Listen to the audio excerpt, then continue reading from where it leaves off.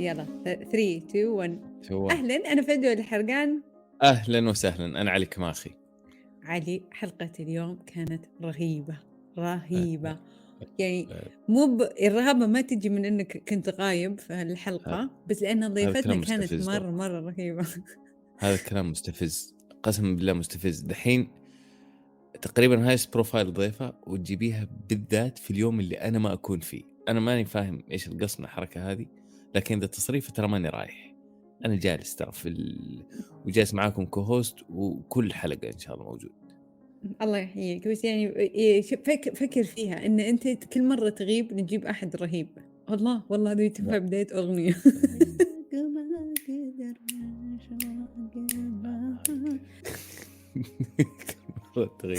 المهم هنحقق على الحلقة.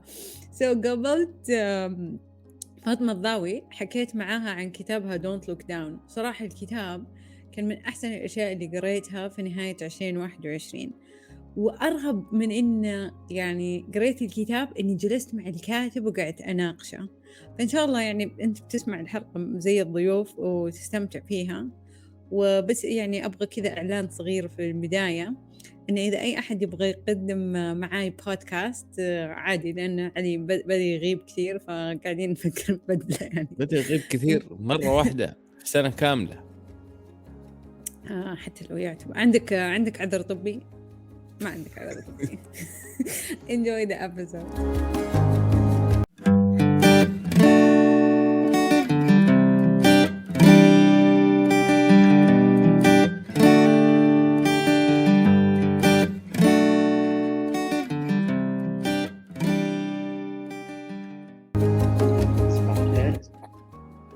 هاي محمد، صباح النور.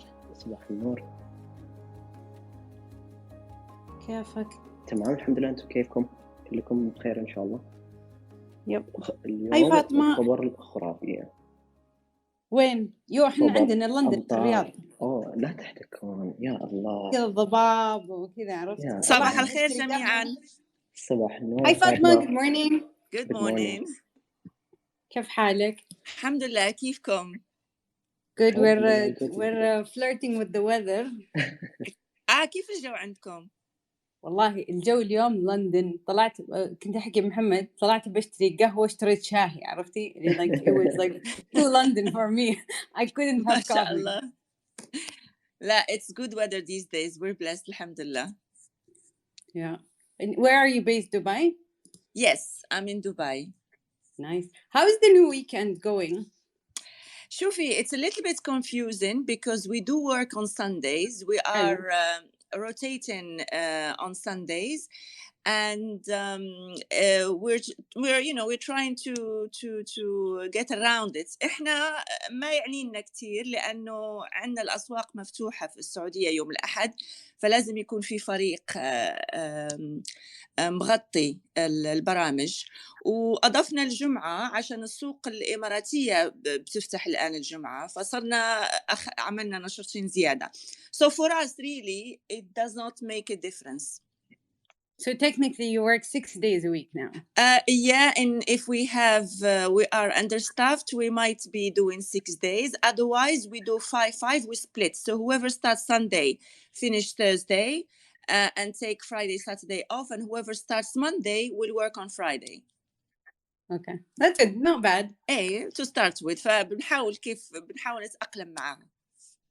I go sometimes للدبلوماتيك quarter عندنا. I'm also seeing the signs of العربية up. I was like, this is going to be exciting. هذه المكاتب الموجودة الآن هناك، بس في إن شاء الله توسع أتوقع في أماكن تانية. Okay, so I will believe you when you tell me that you worked 5 days, but for someone who just read your book, I came out of the book with the impression that you worked longer. But we will discuss this and get to the bottom of it. أول شيء, thank you so much for making the time. I understand that this is like your first space experience, so we're really trying to make it better. Quite excited. Yeah, inshallah, so you'll come back. The second thing is, your book was probably the last thing I read in 2021, and I've read 52 books. So يعني not a lot of books leave that strong of an impression, but yours honestly did. And يعني أول شيء I want to thank you for writing it. بعدين I want to thank you for actually entertaining that discussion with me, because I don't get the opportunity to talk with the authors and get to ask them questions around certain pages and stories and all of that. So I want to kind of use the time today to really deep dive into your book and try to understand the author behind the book. But before I do that, I just want to tell you, how did I stumble on your book? Because your book was not in Jarir, where I usually صحيح, go. we're not there yet, but we will be soon, inshallah. Inshallah. Anyways, I found mine on Amazon and it arrived pretty fast. But I'll tell you, I was in December packing to travel to Spain.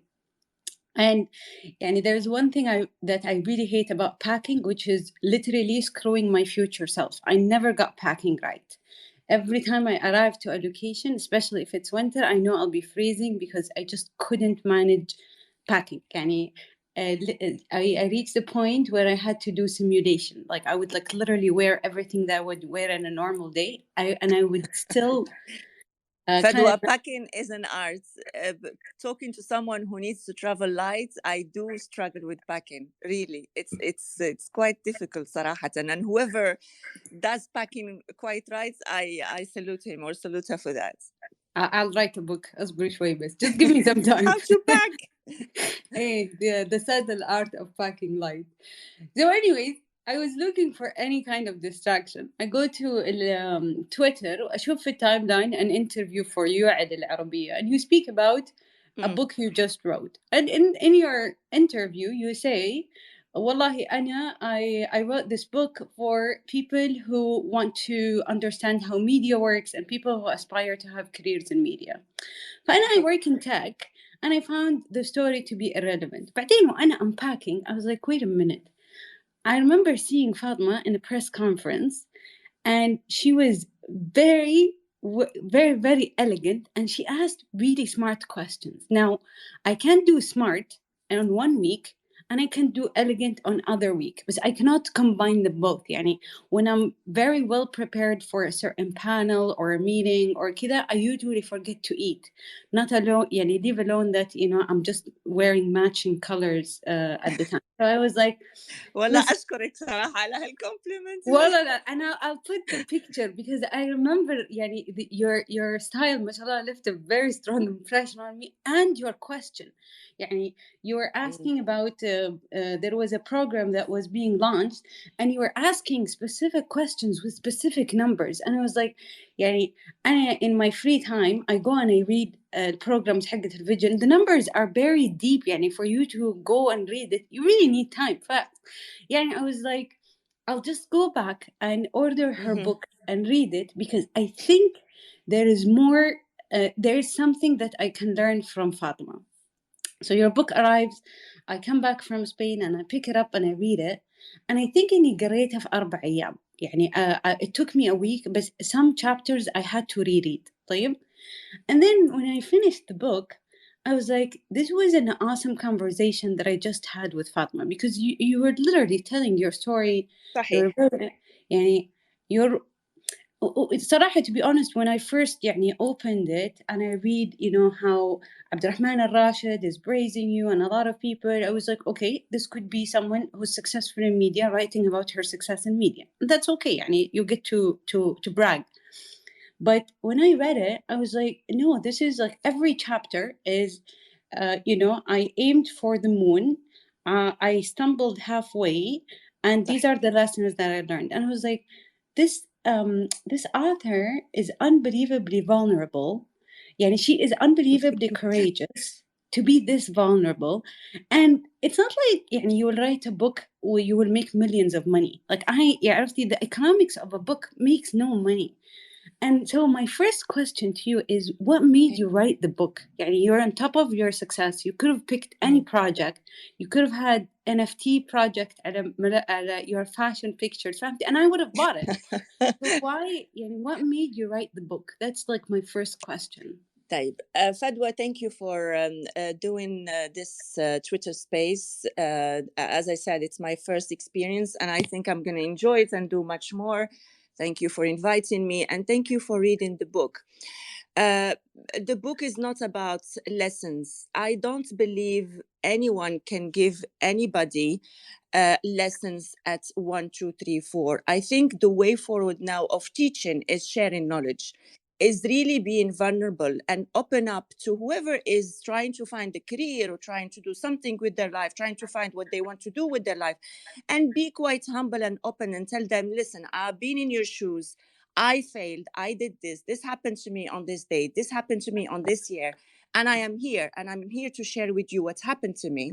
And I'm going to tell you also how certain events in journalism how did I deal with them, how did I cover them, how do I like to be passionate about covering a story and really digging into the numbers and look for the truth really and even pick the right guest for the right interview.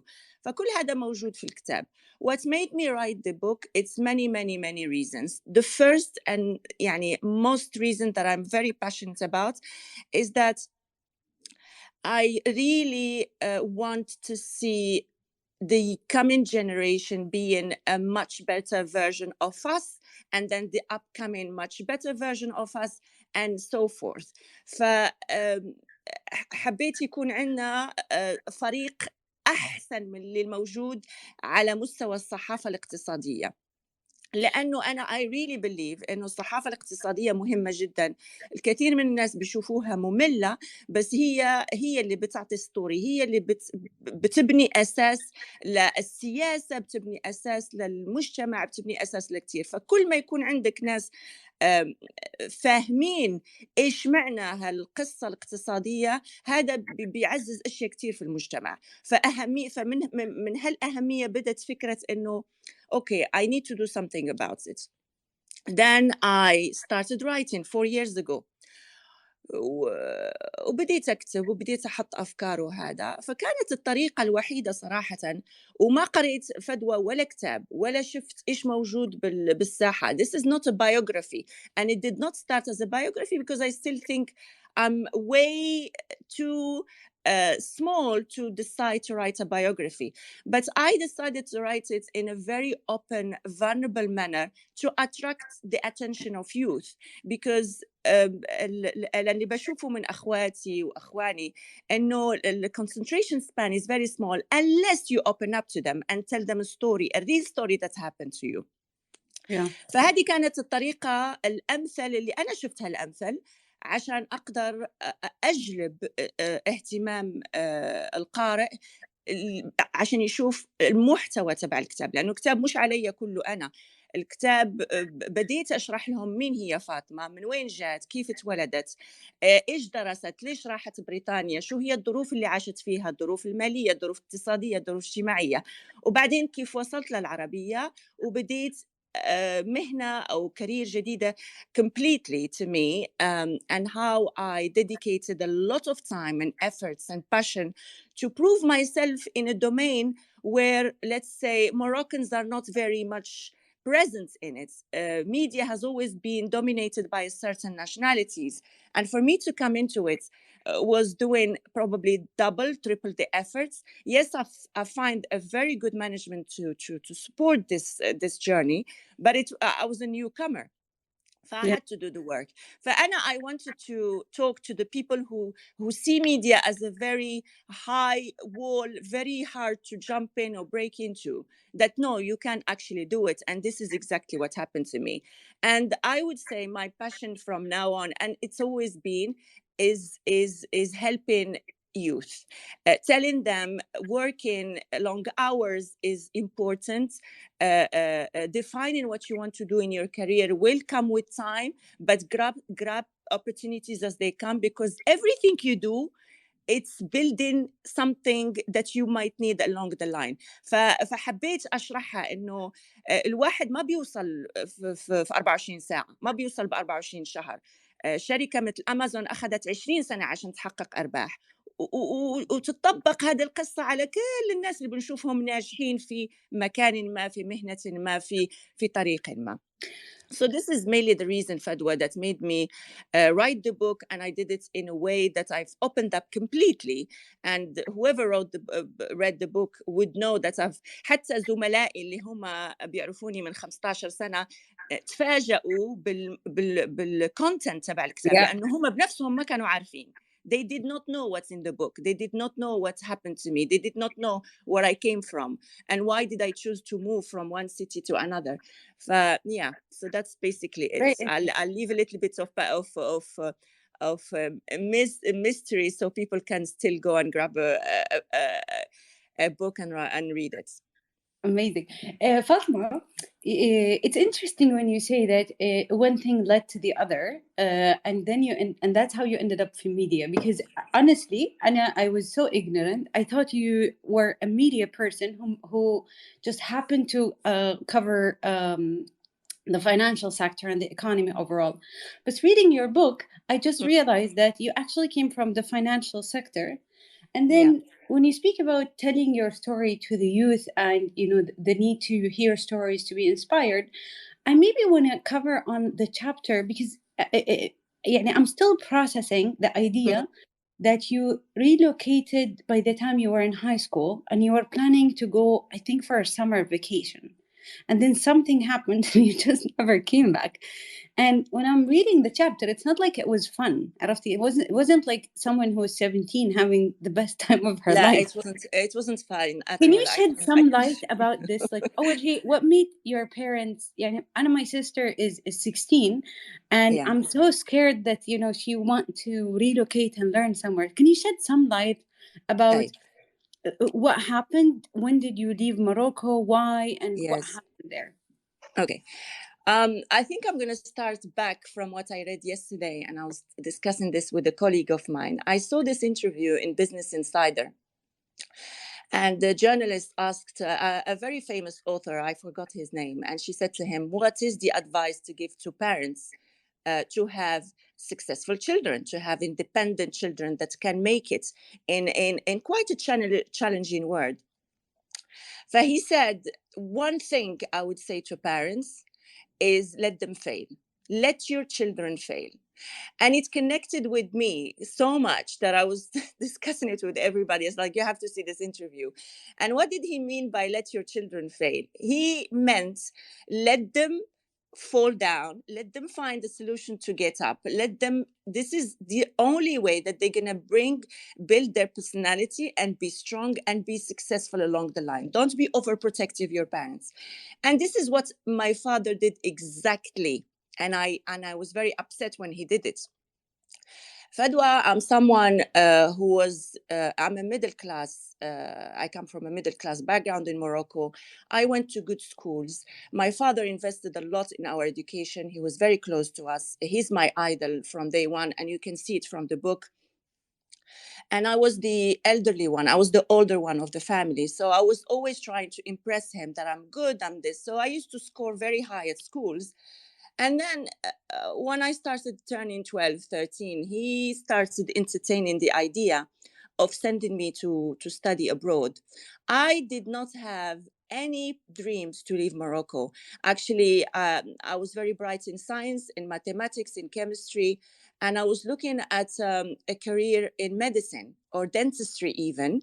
And I was even imagining where I'm going to open my clinic and how close it's going to be to my house and get married by the age of 22, 23. It was all like that. And he started saying, okay, you're studying 3 languages at school. I want you to study English. So I was doing French, Arabic, and Spanish. And he added English into my daily school activities. And I used to go in the evening to do these classes. And I was like, why? He's like, well, because, I might even think, I was thinking to send you to your aunt in England and study there at university. And everybody was like, why England, not France? Because every single Moroccan we know go to Paris or go to France to study. And French education is excellent anyway. I said, okay, let me do the English classes. Then I turned 16 and my aunt was visiting for vacation, and we were all sitting, and he was like, Fatima is about to finish her high school. She's doing very well. She even took English classes. And she said, so why don't you send her over to study in England? And I thought they were joking. The conversation was going in front of me. And me and my mom were looking at each other saying, okay, let them just speak, because I have it all set up. I'm going to apply for medicine and I'm not going to any place.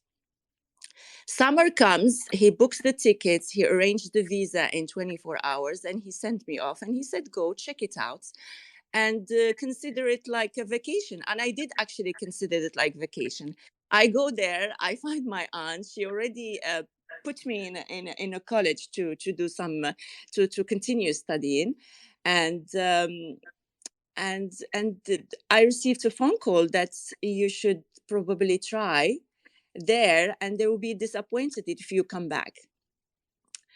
This is how it all started. I did not have any say about me being sent off to England. I did struggle the first 2 years because I'm a very, very much family person. I'm very close to my parents, to my brothers, to my sisters. And it was very hard to move countries and to move and to change friends and not to have anybody around me. فاطمة ليه ما درست طب؟ Sorry, go ahead. Yeah, go ahead. What did you want to say? No, so when you landed you studied international business, right? Yes. Okay. And you were working at the same time. صحيح. That chapter is so humbling. You're crying in the chapter, and I'm like, and listen, I thought I had it rough because I come from a household where everyone in my family is a doctor, and I decided to abandon my medical degree and work at a call center. And I thought that was like the ultimate humbling thing. And then I read your book and I was like, it does not compare. Can you tell us, I want you to tell me what pushed you to get a job in London, and what, that you moment. You mean the part-time jobs I had to have while I'm studying? Yeah. So Yes. When you went there. Okay, when I went there, my aunt sat me down. My aunt is a mother of 4 boys, and she's someone who built her career quite well in UK. Being a woman, she came as a bride. She got married at the age of 18. She joined her husband in the 1960s. So she's a true British who saw London getting built from. She came where there was very little expat or foreigners in the UK. So she sat me down and she said, listen, London is quite expensive, Fatima, and every student have a side job.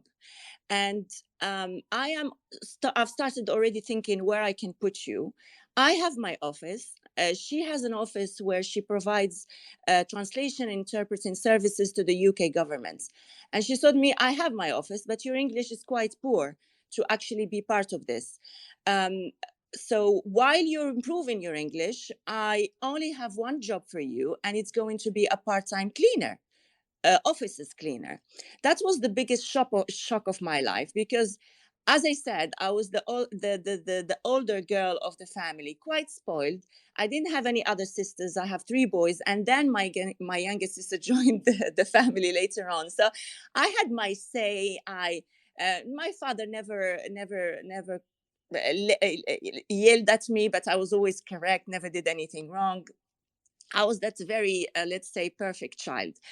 And I said, no way. Why?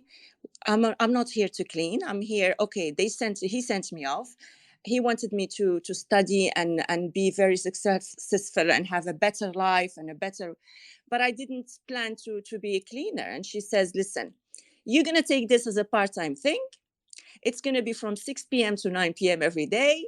And the better you get at your English, the faster you're going to stop this job. And trust me, Fadwa, this is exactly what happened. I started doing like English courses, and I went to my English teacher and I said to her, listen, I want to do the YELTS exam, which is the exam that you need to do before you start applying to universities as soon as possible. And she said, listen, if you continue like what you're doing now, you can do it within 6 months. I said, I have no other choice. I'm going to do this in 6 months. I'm going to be brilliant in English, writing, spoken, as long as I do not stay in this job. Yeah. I hated my aunt for it then, but I really thank my aunt for everything that she put me through. And I salute her, and she's the second mother to me. So she's very dear to me. That's exactly what I used to do. I used to wake up at 6:30, get ready, go to the train station, go to college, finish my school. I finish at around 2-3 p.m., go and pick up my cousin from nursery. She just had a child then. And I take him back home. I feed him. I clean the house. And at 6 p.m., I'm out of the door, waiting for the bus at the bus station, going to these offices, cleaning them from 6 to 9, coming back, having dinner, sleeping. And that happened for 6 months. And I was doing it on a basis where I didn't want to think about it. I did cry certain days. I did crash. I did call my mother and said, what am I doing? This is not going the way I wanted it to go. I want to come back. You're not married at 22. You're not a doctor. Yeah, this is not going as planned, and I don't want to be here anymore.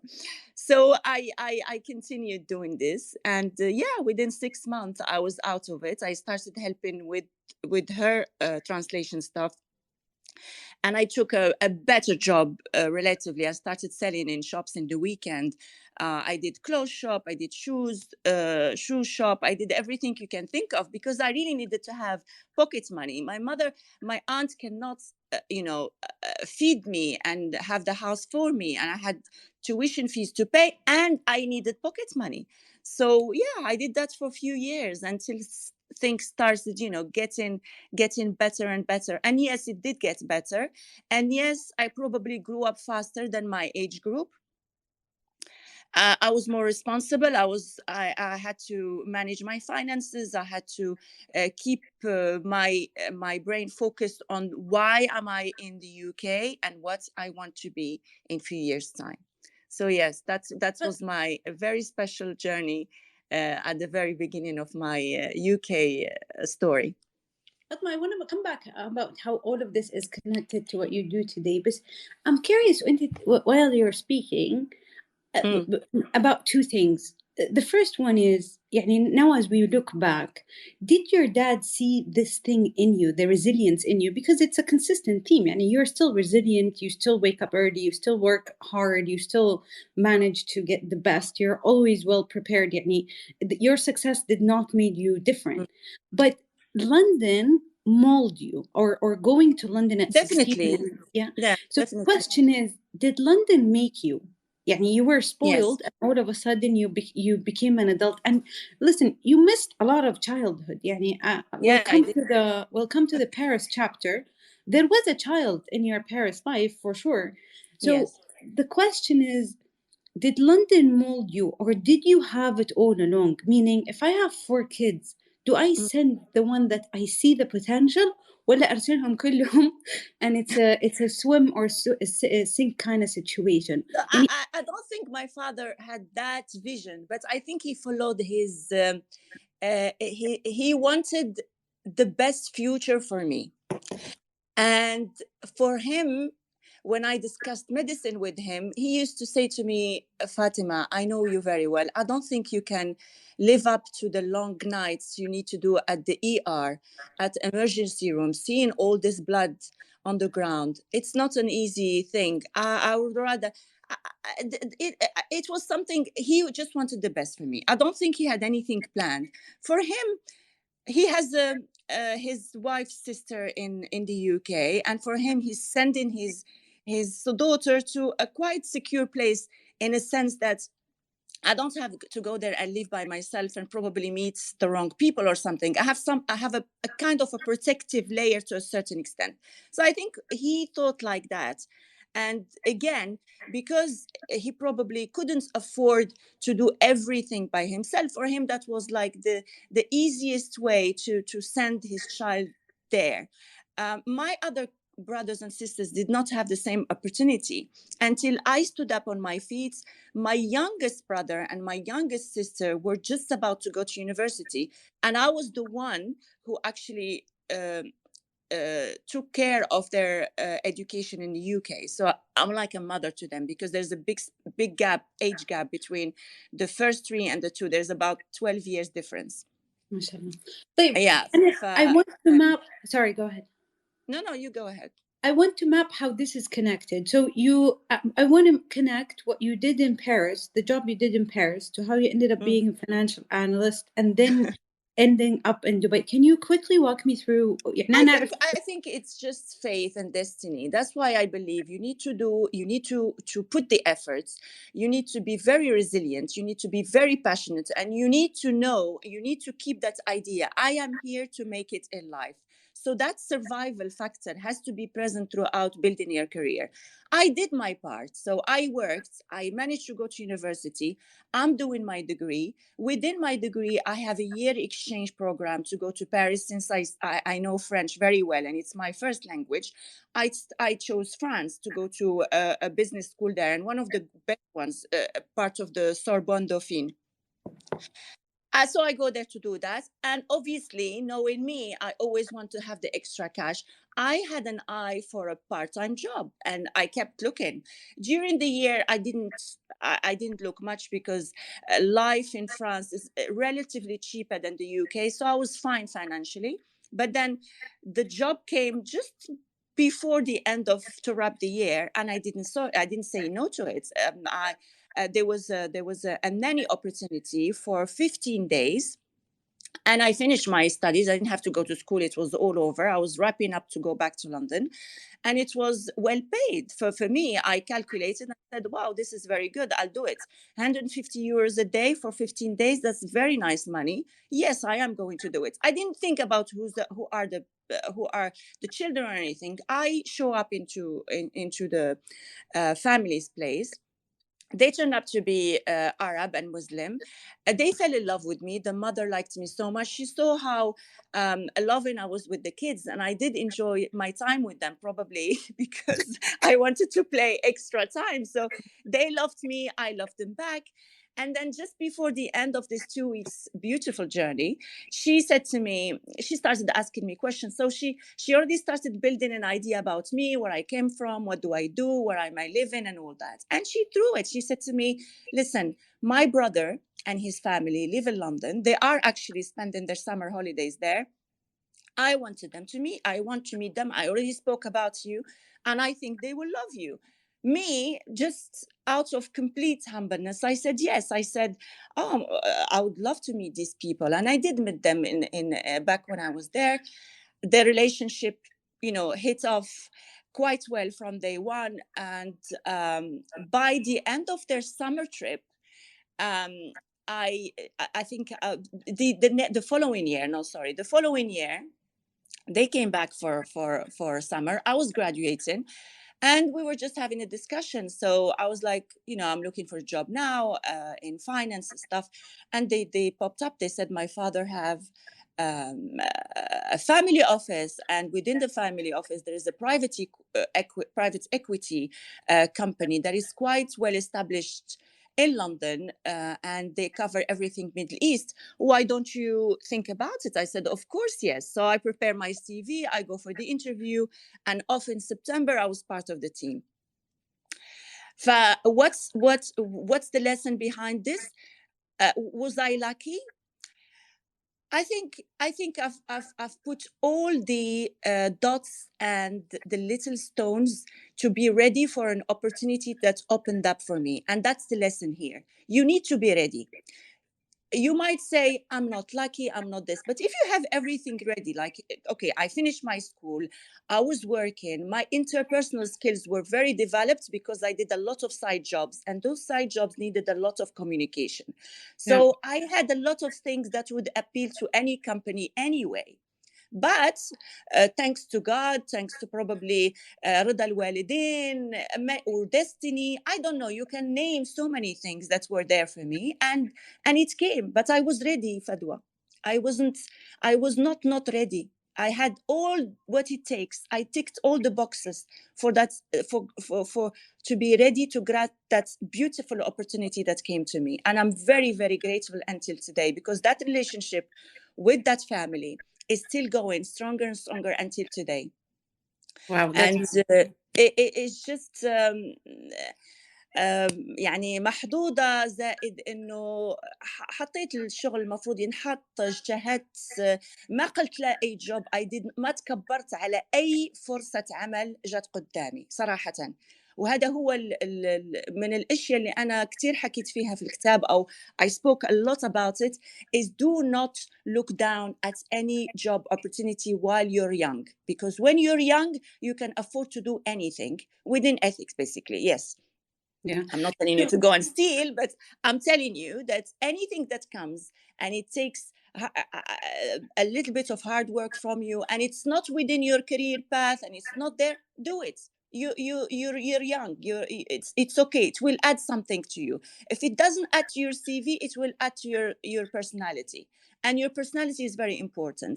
Looking back now, I know that when we recruit someone, we do interview their skills, and whether we like him or like her to be in our team, whether they share the same values, and we look at education and professional experience. So it's all a combination of things before someone gives you a job offer.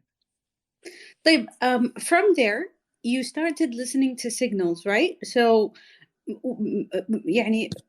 I was surprised, honestly, in the book when you mentioned that you're a shy person, and having a job in retail selling goods is what got you to face the crowd, especially an angry crowd that wants the size of the shoes that's discounted.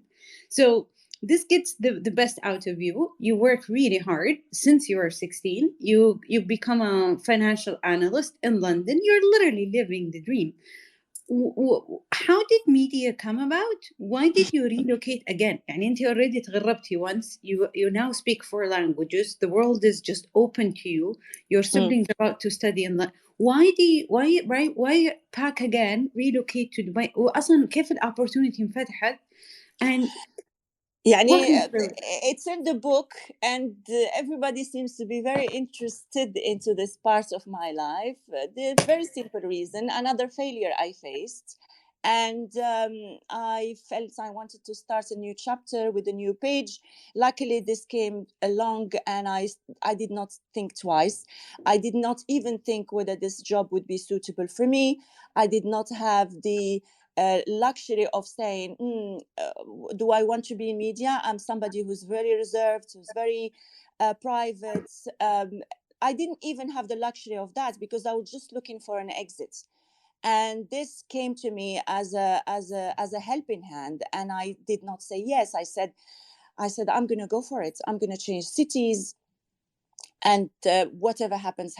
If worst comes to worst, I'll come back to London. If it works, then brilliant. I was at a place where I don't know whether anyway, it's in the book, so I might as well say it. So when I graduated, I got engaged, and I got quickly engaged. It was a very traditional marriage. I'm someone who's very much conservative in my mindset, and I do believe that that's how marriage should be. So I did not know the person very well. The mother chose me. She saw me in London, and they were actually living in the same building as the family I worked for. Her son liked me very much, so she arranged everything. Within 3 months or 4 months, I said yes. Then things started going the wrong way. Not my fault, not his fault. I changed my mind, and I said, I no longer want to do this.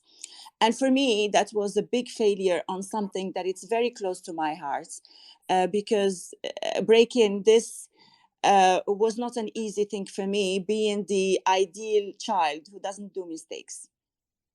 Yeah. And I took it very hard on myself. I really, I even hid it.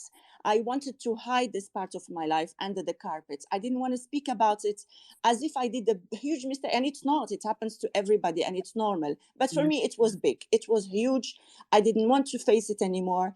So I started entertaining the idea, what am I going to do again? Because I literally stopped work, because I had to. The plan was to move countries and go with the husband and the family. So it's messed up the whole thing. I had to stop so many things in my life. And for me, it was a restart, and it wasn't an easy restart. So I started looking at stuff. What shall I do? Shall I go back to the same office? I'm not interested to go to the same office. Or shall I start applying again? What shall I do? And it was quite hard for me. It was one of the hardest times in my life at that time. Yeah. Then through a very normal, casual lunch with some friends of mine who works in banking, a lady comes up. We exchanged contact details. She's my ex-colleague, Seba, actually,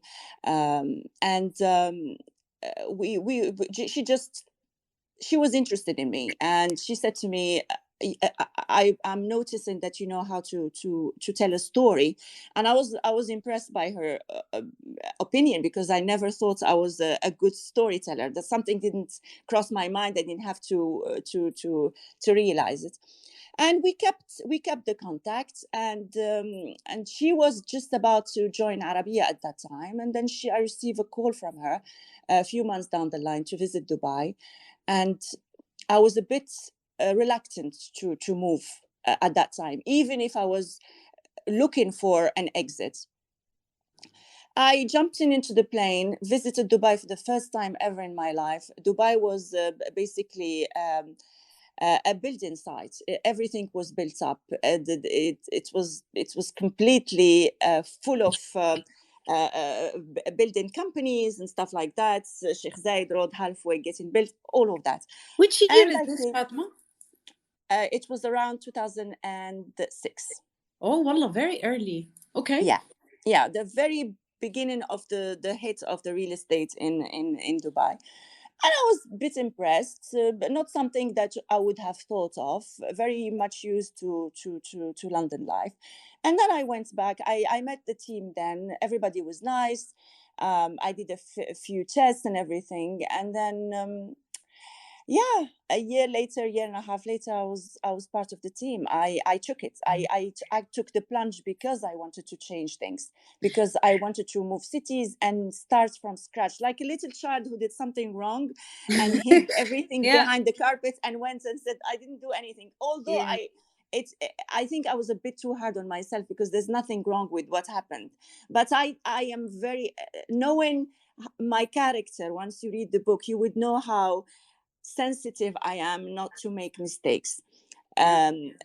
Mistakes in terms of, I always wanted to be that perfect person who's within the rules, within how the family brought them up, within that conservative background I come from. So all that made me say, no, I need to change, and I need to prove that I can do it. So maybe that gave me the fuel to say, okay, here I am now in the UAE. I'm not going to look back. I'm going to make it in this place. And this is exactly the way I was going about every day here. It was for me death or life. This is exactly how I looked at it. There was no other option for me. Yeah. But to prove myself that I am succeeding. And that's it, really. Listen, don't look back, don't look down, don't look up. You just kept on going straight. Yeah. So did you speak Arabic at the time? Did you know how to be a presenter on TV? No, I wasn't. I didn't have any presenting skills. My Arabic was a bit, I would say, needed a bit dusty and rusty. I did study Arabic when I was at school back in Morocco, and it was proper Arabic, but I didn't use it for years and years and years. So it was a bit hard for me to have this articulation in Arabic at that time.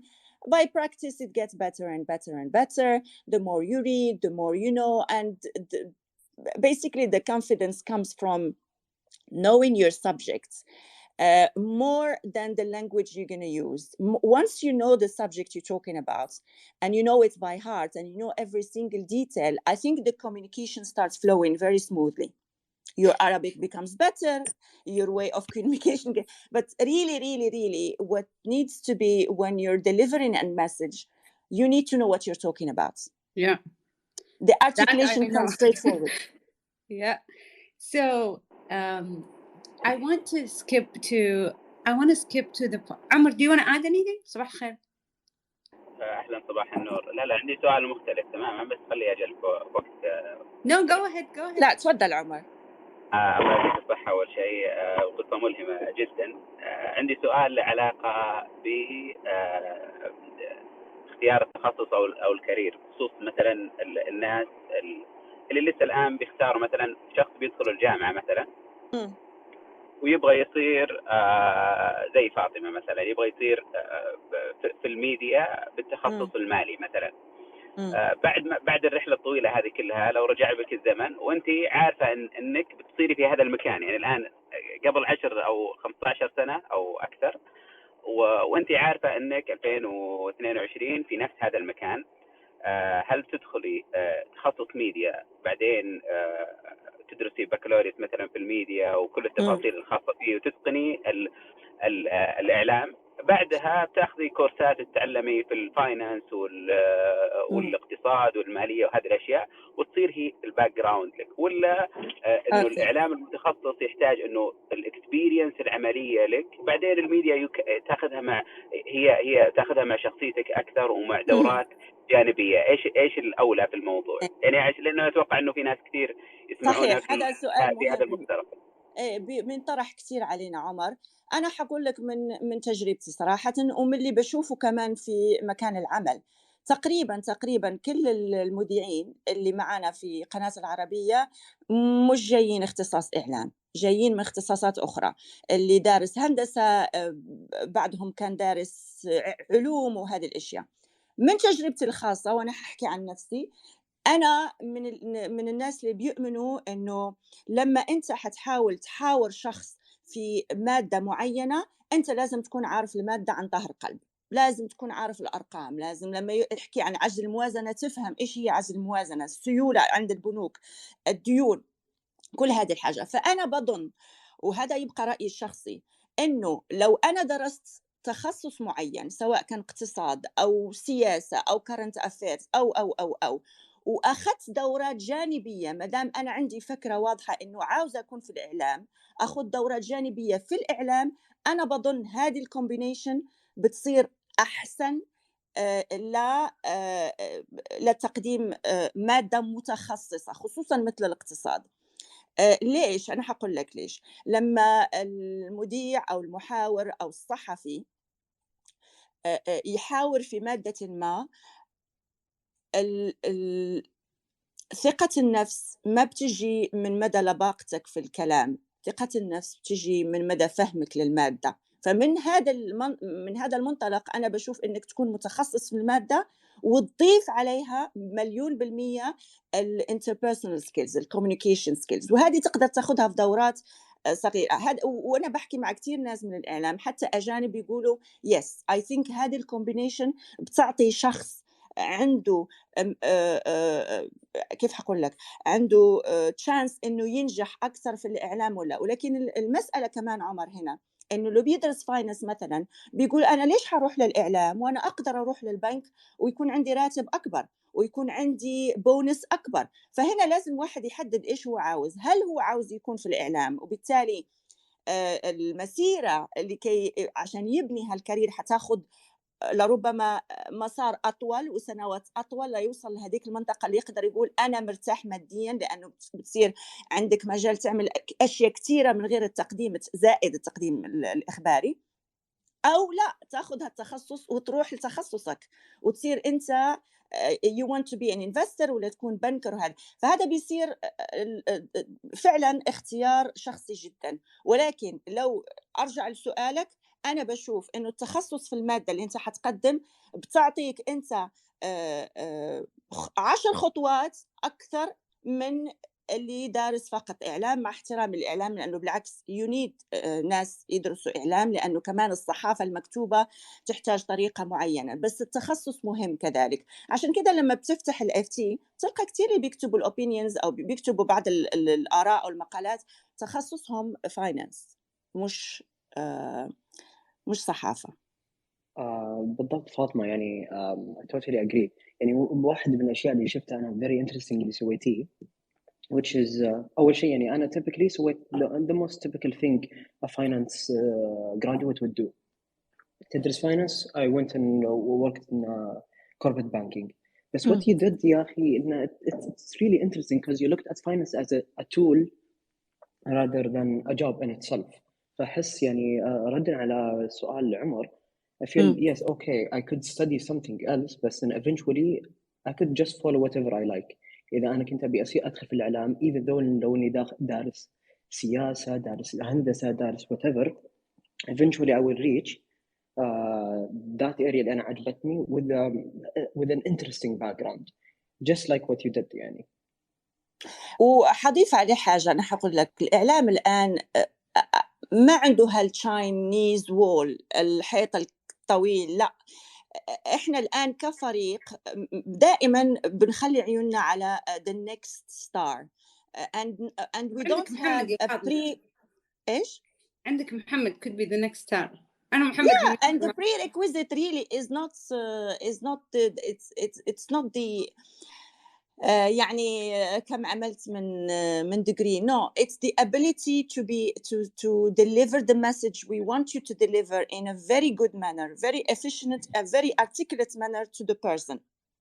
اللي بيخصصنا احنا كقسم اقتصاد مثلا, we target niche viewers, whether investors, people interested in stock markets, ministers, decision makers, and that's the niche we're doing. So we really need to know their numbers. Otherwise, when you go to an interview with these people, and the minute they know that you're not ملم بالموضوع بيضربوك بتكون مش قادر ترجع تضرب. وانت المفروض تكون انت سلطتك اقوى على سلطتهم خلال المقابله, لانه انت اللي سلطتك الرابعه, انت المفروض تطلع منه المعلومه اللي بتهم المشاهد والمواطن. ففي المقابله انت اقوى منه, انت بتسائله, ولازم يكون عندك الجرأة. وهذا كمان انا كتبت فيه شابتر كامل, لازم يكون في جرأة لطرح السؤال. لو ما تجرأنا نطرح السؤال الصح للمسؤول المعني باختصاص معين في حكومة, إحنا ما بنعمل شغلنا كصحفيين صراحة. فما في مجال للمجاملة في هالموضوع, وهذا كمان شيء بيجي من الثقة من النفس وإلمامك بالموضوع في التخصص. وما في شيء غلط ينحكى يعني في إطار of course الأدب وكل حاجة. السؤال معني أنه المسؤول يجاوب عليه. هذا هو اللي بيخليك أنت بتحس أنك نجحت صراحة, أنك طلعت سكوب من مقابلة رحت لها. otherwise أنك تروح وترجع وأنا ما أخذت منه شيء مهم, هذا بيحزنني كتير, بيخليني very sad, لأنه I wasted money, time, a ticket probably, a stay in a hotel, and a lot of resources from my company, and I did not come back with something that would make العربية quoted by Reuters or Bloomberg or Financial Times. This is very, very important. You need to have the ability of asking the questions. Once you start putting the hot questions, you're already on the right. People recognize you. People relate to you, and people are happy that you did this for them. لأنه أنت بتعمله مش لك بس, أنت بتعمله للمشاهد كمان. فهذه مهمة كذلك في الموضوع الاختصاص والجرأة والشجاعة والإلمام بالموضوع. But Fatma, يعني أنا honestly before reading the book I was extremely ignorant. I thought you guys just read something from a teleprompter. والله العظيم I had والله no يا فدوى join us صراحة, and you know how hard yeah. it's you need to love this job to be in it. أنا امبارح آخر message related to work and an email was sent from me at 11:30 p.m. And this is what brings me to it, because في chapter where you speak about your burnout, honestly this made me the most sad. أول شيء it's almost universal, يعني it's as if it was universal, and I got hit in a burnout twice. And as I was closing your book I was asking, how would she have done it? يعني if I wanted the success that Fatima had, and I took every opportunity that presented myself, that my career looked more luck than anything else, يعني you really pushed it, Fatima. يعني your if you, I don't know if you want to speak about يعني how it was, you know, had an impact on your health, but why the burn? يعني do you do things differently now in terms of avoiding burnout? I think the burnout came because I was very competitive. وهذه طبع فيه أنا من أنا صغيرة. بحب أكون دايما بعمل حاجة لازم تكون perfect. This competitive هي اللي let me drove me into probably a burnout, because I was doing many things at the same time. We were launching this very successful program, if you watched it back in 2013, شخصيات اقتصادية. We had amazing high viewership from the first episode, and we are inshallah relaunching it in a different way very soon. That required a lot of work, and I used to sit with my team and get involved in every single detail. تصوير الصورة الشوت السؤال حتى الشخص. يعني حتى زميلي كان بيقول لي ليش انت كتير مركزة مين الشخص لازم يطلع شخصي. I used to do my own due diligence فدوى to every single person that came on شخصيات اقتصادية. I did not want to have a person who had it easy, like probably inherited the wealth and sitting on it. I wanted to inspire who view it. So I chose people that really made a difference, building wealth or building success. And that took a lot of calling people, doing the due diligence. Is it the right person? Is it not the right person? And I was lucky to a certain extent. All this required efforts. If, for example, let's say I said, okay, let me do this program, and I look at Forbes list and I start picking up randomly, it probably would have been easier. I had people calling me to be in the program, and I used to refuse, and they used to be very high net worth, but I did not believe they had a story to inspire others. It was a little bit of a story that probably it will not happen to another normal person. I used to recline a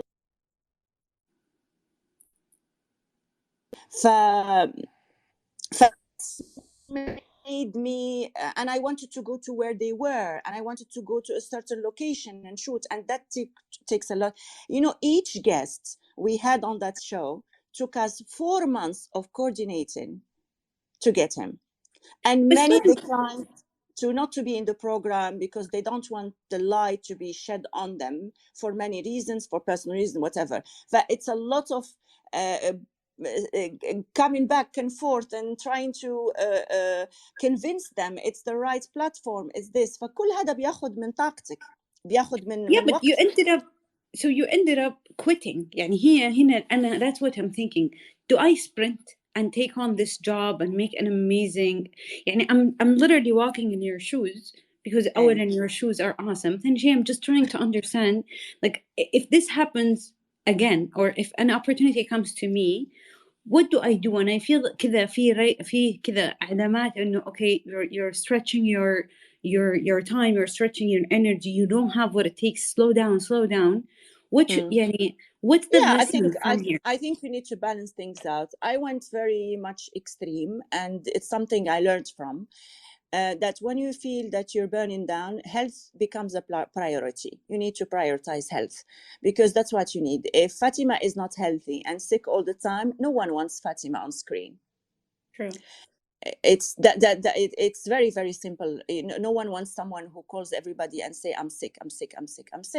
So you need to feel and be very much true to yourself and know, okay, is this the time where I need to take the back seat? So you cannot be on a Ferrari all the time. You cannot be driving fast all the time. You have to do this back and forth thing. So you did very well. Let's say you had something to submit, like a huge project, and you did extremely well. And that required, let's say, 15, 16 hours a day of work, of phone calls, of interviews, of coverage, of those. After that, you need to take a time. You really need to calm down a bit, and then get your energy back together and continue. So it's really listening to yourself and doing it rather than quitting. For me, I reached a point where my skin, everything was needed. I needed really medical care. It went to that extent, and I didn't tell anybody about my illness. I just took off, and I wanted my time to heal and do things that I didn't do. I was missing out, being with my family, focusing on fitness, on wealth and stuff like that, on wellness. But if I go back, I would probably play it on, okay, I wouldn't say yes to every single project, because at that time, I already proved myself. There was no need for me to do 10 jobs at the same time. I could have sat and looked at the projects I have and say yes to this, no to this, delay this. This is how I should have looked at it. Rather than do yes to everybody, I continued presenting the shows. I continued my program, my presenting, and I did a program that required full-time attention, and I was doing other things in between, either being sent to an event or doing a moderator panel or something. So I was doing everything at the same time, and that's probably quite impossible to maintain for a long time. فايه هذه كانت ربما اللسن اللي اخذتها انه الواحد لازم يعرف يقول yes and no. Once you build, أنا الآن في مرحلة ثانية في my career. I was in a place where I should say yes, and where I can afford to say no. Whereas before, no, I did not have that luxury of saying no because I was junior. فالواحد لازم يعرف متى عنده الحق إنه يقول yes or no and prioritize project. يشوف البروجكت اللي هو بيهمه أكتر، اللي حيضيف له أكتر وحيستفيد منه هو أكتر، ويأجل الباقيين أو يقول لا simply. هذا هو يمكن أكبر درس أو the biggest lesson I've learned from that experience of burnout. Fatima, I have 2 minutes and I have two questions actually. The first question is, as you write a book, what did you learn about, what did you learn maybe about yourself or the journey of writing a book, how does it change you? السؤال الثاني، إيش رأيك في الانترفيوينج سكيلز حقتنا؟ Are we doing a good job؟ لازم نغير شيء؟ Give us some media training. Okay, طب let me answer your first question. Writing a book was a completely new experience to me. I started it like a complete ignorance in the industry of book writing, and it took 4 years for me to write. It's a very, very interesting experience because I looked at it as the best therapy that happened to me, because I went so open to the extent that it healed everything in me. So I do thank this book for so many things, and it was very therapeutical, I have to say. The experience was amazing. I had to be very true. I had to open up. I had to be vulnerable because I believe sharing knowledge is something ما له سعر. أغلى حاجة تقدر تعطيها لشخص هو تجربتك الشخصية في العمل، وإيش الدروس اللي أخذتها بطريقة صريحة جدا من غير ما leaving the ego aside, leaving أنه I'm successful, let them judge it. I did not say I'm successful in the book. I just shared my very humble story, and I might not be the most successful person, but for me, I just felt I was lucky enough to be able to experience this. So I wanted to share the book. So writing was something new to me, and I'm very impressed about it. I'm discovering now authors, and I'm attending book fairs, and it's very, very nice word, I have to say. It's something that's it's even making me think that this is probably something I would want to be in for a long time to come. خلاص حنكتب كتاب الباكينج. اوكي اكيد هذا المفروض انه اخليه لحد ثاني وانا اتعلم منه. انا احتاج 40 سنه مو ب4 سنين. سؤالك الثاني، لا I think you're doing very well. You read the book, and that's what made you a good interviewer. As I said, عمرك ما تدخل المقابلة أو interview without you knowing the subject by heart, and I mean you read and you ask and you call, and don't be shy to call people. Don't be shy to say, I don't know this. Can you explain it to me? Why did it happen in 2017? I want to understand. And get a lot of opinions before you decide to face the main person you want to ask the questions.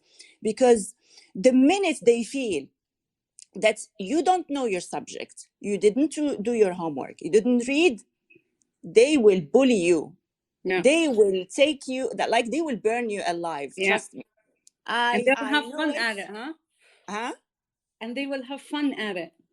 Yes, because they would look down at you. They were like, okay, she came up, she or he came, متوقعين انه فاهم، من سؤاله عرفت انه مش فاهم، وانا I will have the luxury of answering the way I want, but the journalist cannot reply back. Yeah. فلا انت في الطريق الصحيح for sure.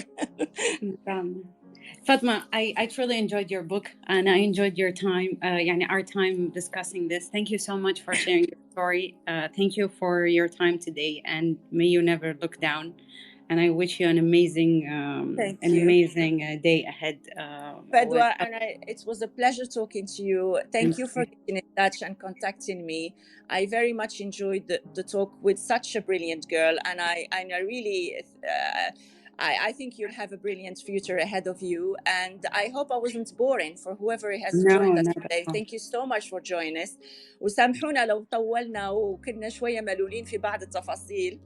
وأتمنى أنكم تقروا الكتاب and to share your reviews with me, because that's the best thank you I can receive. I only want to hear your opinions about the book and about everything that is inside of it. And thank you so much for this time. I wish you a brilliant day ahead.